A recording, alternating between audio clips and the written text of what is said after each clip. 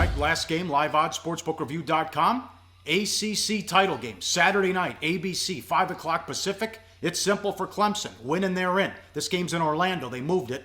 Clemson's laying 10, 58 the total against Virginia Tech. Good job by the Hokies, 9-3, picked by the media to finish 4th.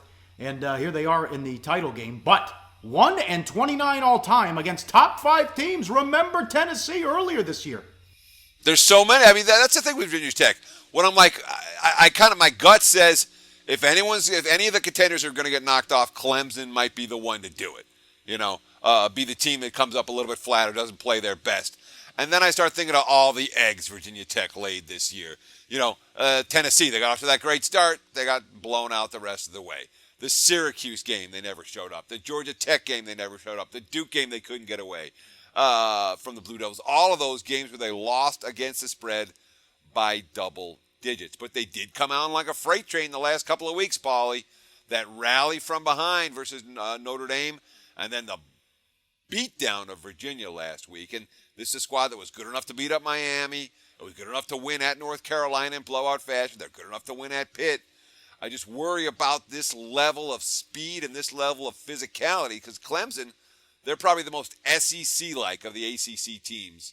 And we saw what happened when Virginia Tech played an SEC team, the Tennessee Volunteers. Once the Vols got going, Virginia Tech really had no chance in that game. Yep, I'll agree with all that. Turnovers are going to be the key to this game. And Deshaun Watson might be the most important player the rest of the way. 34 touchdowns, 3,600 passing yards. But Clemson, the big bugaboo, 23 turnovers. And that was the problem when they almost lost at home to NC State. And a big problem when they got beat by Pitt. They got to take care of the ball. Sure. And when you think about the matchup of Jared Evans going up against that Clemson defense, I mean, Evans has been able to make plays against teams that couldn't handle his mobility. But you know what?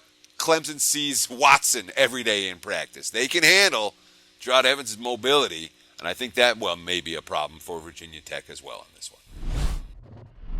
Hey guys, for the full video, go to sbrpicks.com.